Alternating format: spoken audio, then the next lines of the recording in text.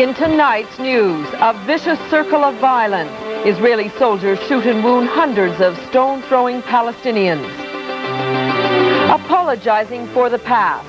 The Prime Minister says he's sorry for how the federal government treated Italian Canadians during World War II. And later, the story of the coal yard children.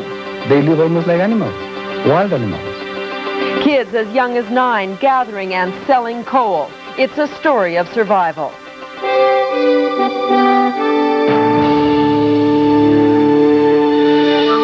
The CTV National News with Pamela Wallen.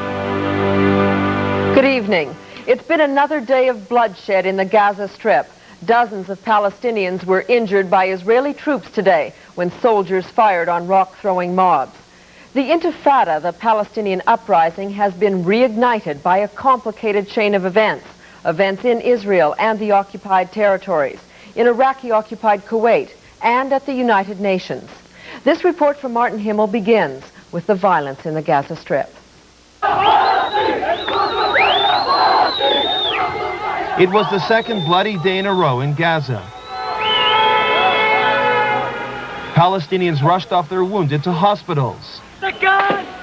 Nearly 100 Palestinians were injured in clashes with Israeli soldiers. On Saturday, 1 Palestinian was killed and 80 were injured. Apart from the bullets and the rocks, there were other rarely seen tactics.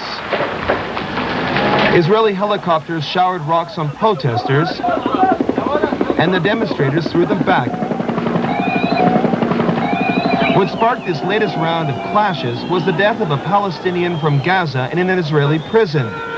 The Israelis say he was found hanging in his cell. The Palestinians accuse the Israelis of murdering him. The violence in Gaza has recently escalated since the October 8th Temple Mount clash in Jerusalem between Palestinian protesters and the Israeli police.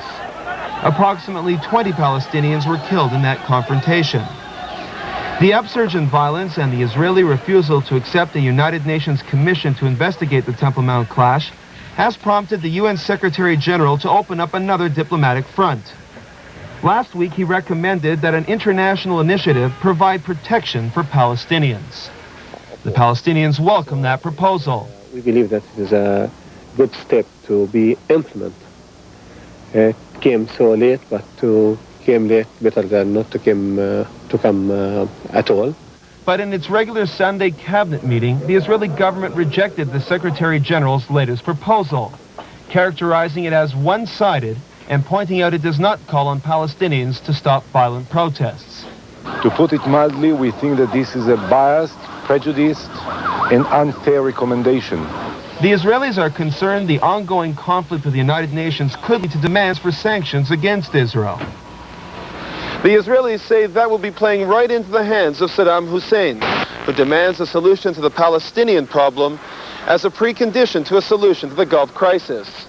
Israel wants to prevent such a linkage, but its opposition to UN proposals concerning the occupied territories is making it very difficult for Israel to avoid the connection and to keep a low profile.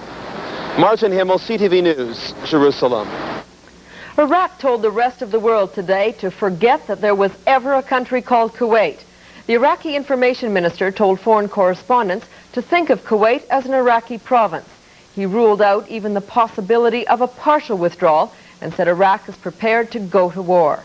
At one point earlier on, there had been indications that Iraq might be prepared to pull out of Kuwait if it were allowed to keep a disputed oil field and 2 strategic islands at the head of the Persian Gulf.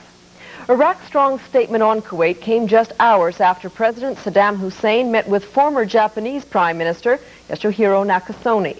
The 2 men discussed the situation in the Persian Gulf for more than 2 hours. Saddam told Nakasone that his objective was peace, and he repeated that the Gulf crisis should be linked to other Middle East problems.